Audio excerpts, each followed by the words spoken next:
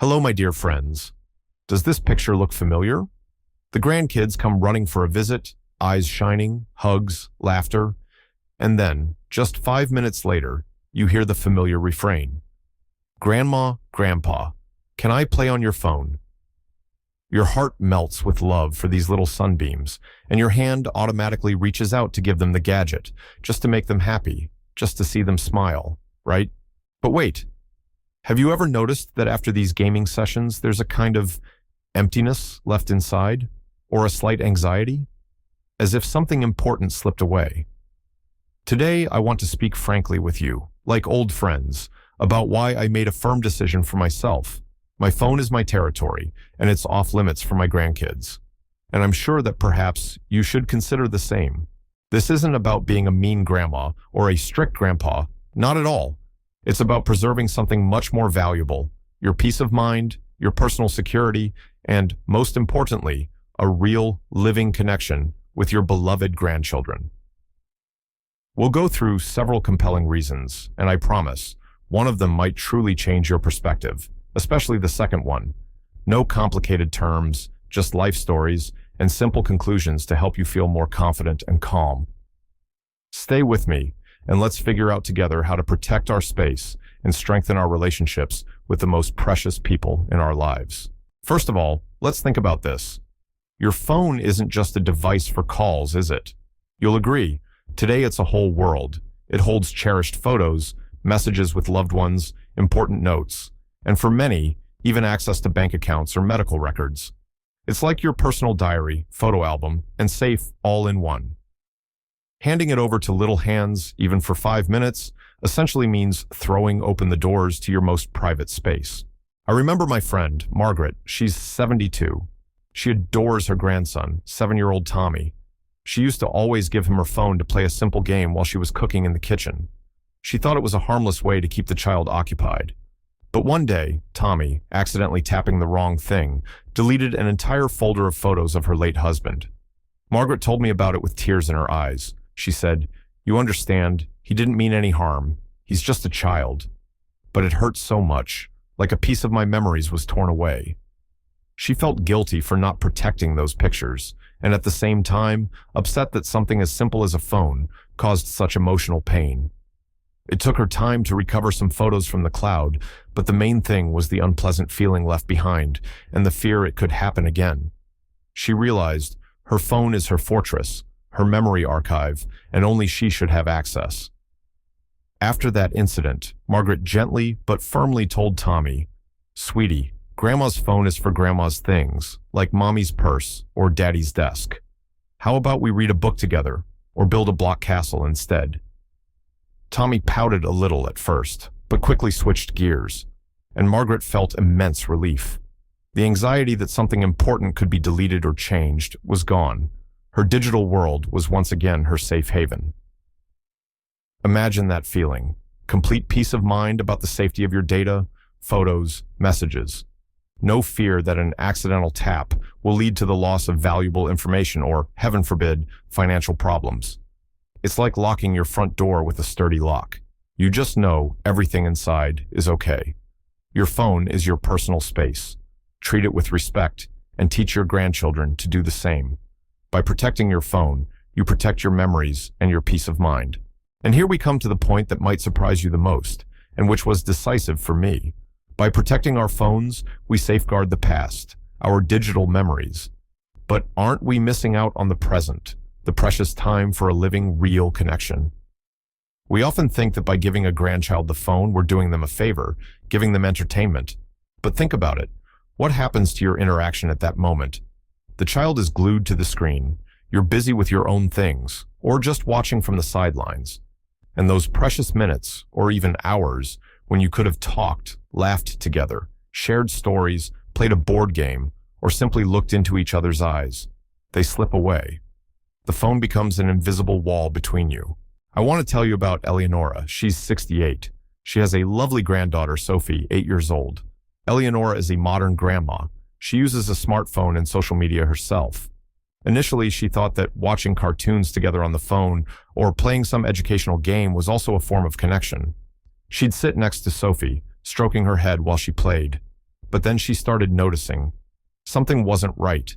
Sophie would get completely absorbed in the screen, barely responding to her words, and after playing, she was often grumpy or overexcited. Eleonora recalled, "I suddenly realized I was sitting next to my beloved granddaughter, but it was as if I wasn't there. Her attention was there, in that glowing rectangle, not with me.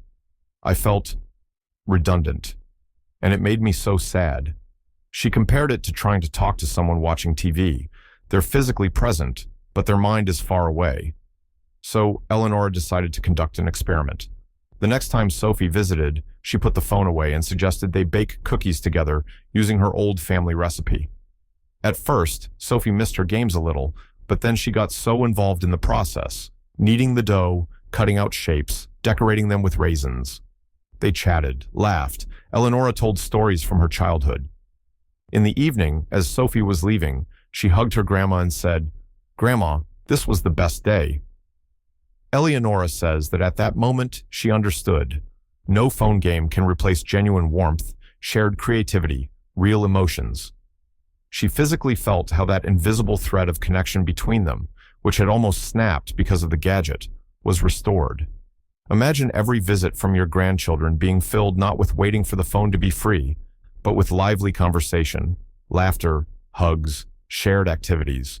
You create real, warm memories that will stay with them for life. This isn't just about refusing the phone, it's choosing a deep, emotional connection. You'll feel like more than just grandma with the phone, but a loved, needed, interesting person they want to spend time with. Isn't that worth more than any game? Don't let the phone steal precious moments of closeness from you. Put away the gadgets and open your hearts to real interaction.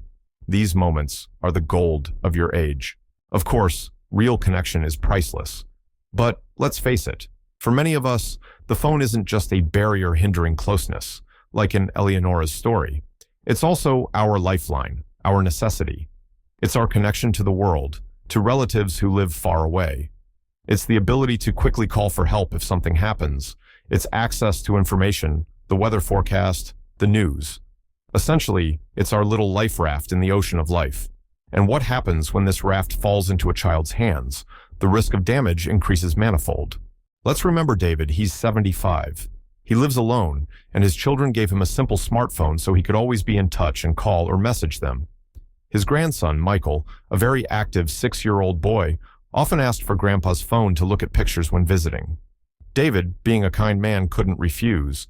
And then one day, Michael, engrossed, dropped the phone on the tiled kitchen floor. The screen cracked so badly it became unusable. David described how lost he felt. He couldn't call his son to tell him what happened, couldn't check the bus schedule to go get it repaired. He felt cut off from the world, helpless. "I suddenly realized," he said, "that this thing isn't a toy. It's my connection to life. And I almost lost it because I was too soft." While the phone was being repaired, which took several days and cost money, David experienced constant anxiety. When the phone came back from repair, David made a decision. He bought Michael an inexpensive kid's tablet for games and declared his own phone Grandpa's work tool. He explained to his grandson, "Look, Michael, this is like a hammer or a saw, tools for adults. You have to use them carefully. And now you have your very own device for games." Michael, surprisingly, took it with understanding, and David breathed a sigh of relief. His lifeline was safe again, under his full control.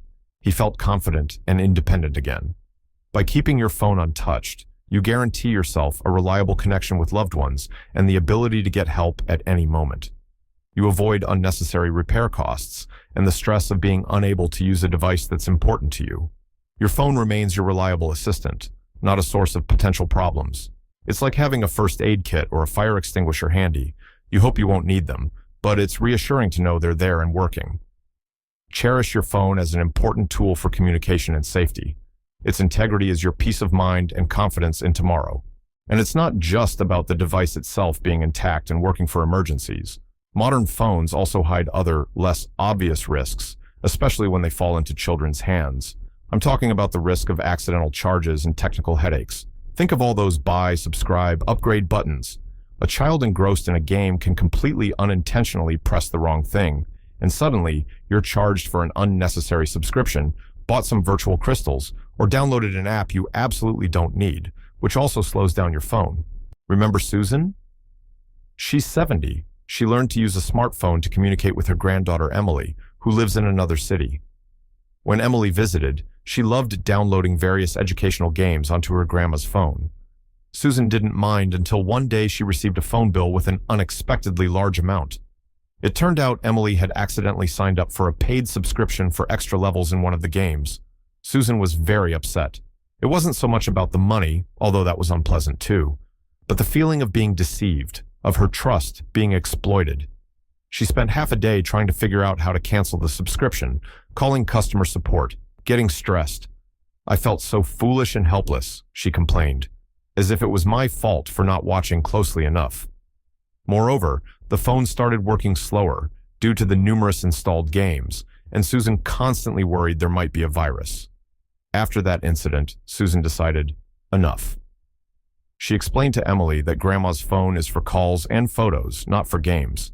She also asked her son to help her clean the phone of unnecessary apps and set up parental controls just in case the phone ended up in the child's hands again, though she tries to prevent it. When the phone was clean and fast again, and the bills predictable, Susan felt immense relief.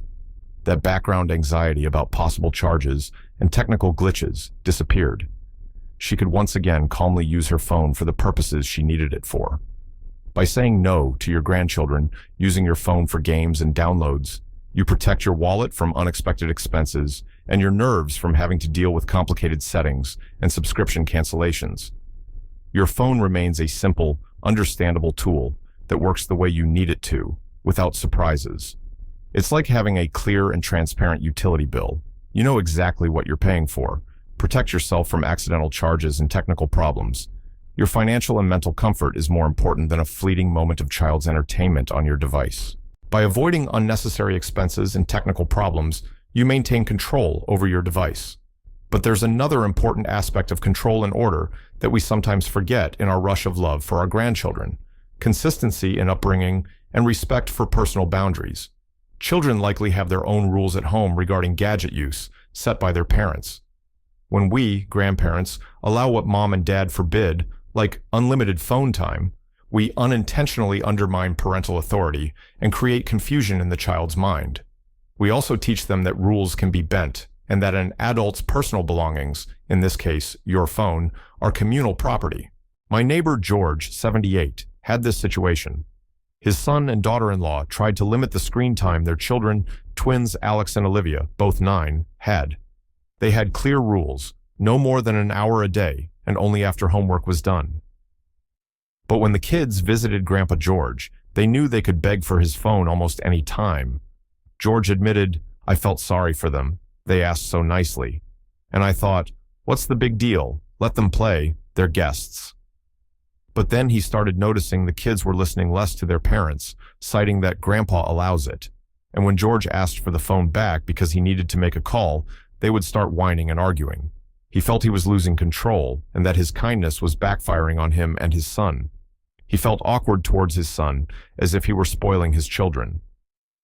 Then George had a serious talk with his grandchildren. He said, "Kids, I love you very much. But from now on, we'll have the same rules here as you have with mom and dad. My phone is for my things. And for you, I have books, board games, and we can go for a walk in the park. Deal?" It wasn't easy. The first couple of visits, the kids still tried to test the boundaries, but George was firm, yet affectionate. And you know what happened? Their relationship actually got better. The kids stopped seeing him just as a source of access to games. They started talking to him again, asking questions, sharing their secrets. And George felt not just like a kind grandpa, but a wise elder member of the family who maintains order and respect. He felt a surge of strength and self-respect. By refusing to let your grandchildren use your phone against parental rules, you show respect for their parents and help the children learn important lessons about boundaries, rules, and respect for others' property. You strengthen your authority as an elder, wise family member. You create an atmosphere of order and predictability, which is beneficial for both the children and you. You'll feel like a pillar of the family, not an indulger of whims.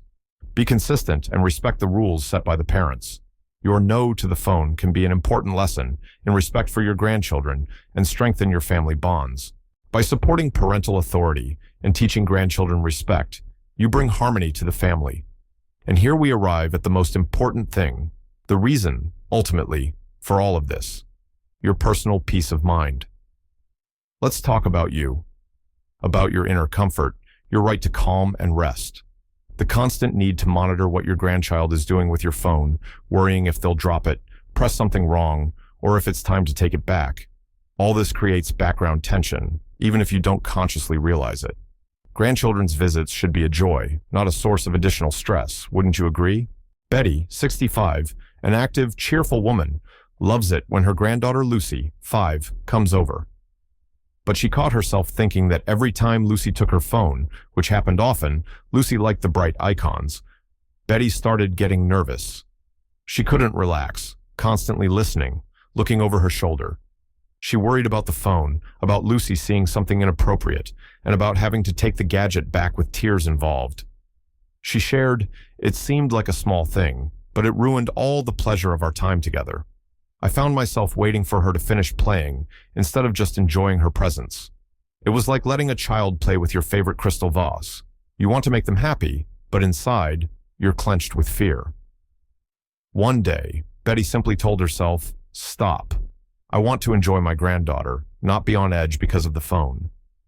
The next time Lucy asked for the phone, Betty gently replied, "Sweetheart, the phone is tired, it's resting. How about we draw with these new markers instead?" And she pulled out a large album and bright markers. Lucy paused for a couple of seconds, then delightedly started drawing. And Betty? She sat down next to her, relaxed, and for the first time in a long while, simply enjoyed the moment. She watched her granddaughter drawing intently, chatted with her, laughed. The tension vanished, the anxiety disappeared. She felt free and genuinely happy with Lucy. She realized her peace of mind was worth simply saying no to the phone. By refusing to provide your phone as a toy for your grandchildren, you give yourself the most valuable gift: peace of mind. You can fully relax and enjoy interacting with your beloved children without being distracted by anxious thoughts about the gadget. Grandchildren's visits will become a source of pure joy and energy for you, not hidden stress. You'll feel in control of the situation and your mood. Your peace of mind isn't selfishness. It's essential for your health and well-being. Allow yourself to enjoy time with your grandchildren without unnecessary tension. Put the phone away and make space for joy. So, my dears, we've discussed several important reasons why it's worth thinking twice before handing your phone over to your grandchildren. Perhaps some of these stories and thoughts resonated with you more than others. But the main point I wanted to convey is this: your decision not to give your grandchildren your phone is not a sign of strictness or lack of love. Quite the opposite. It's an act of care for yourself, for your safety, for your peace of mind, and ultimately, for the quality of your relationship with the most precious people in your life. You have lived a long, rich life. You possess wisdom and experience, and you have every right to set your own rules in your own home and protect your personal space, including your digital space. Don't let guilt or the desire to cater to momentary whims deprive you of this right. Remember Eleonora, who rediscovered the joy of real connection with her granddaughter while baking cookies, or David, who felt confident again after protecting his lifeline. Their stories show that setting boundaries doesn't push people away. On the contrary, it creates the conditions for deeper, more sincere, and safer closeness. You deserve for the time spent with your grandchildren to be filled with joy, warmth, and real emotions, not anxiety about a gadget. Trust yourself, trust your intuition, and boldly choose what is best for you and for your relationships. You've got this.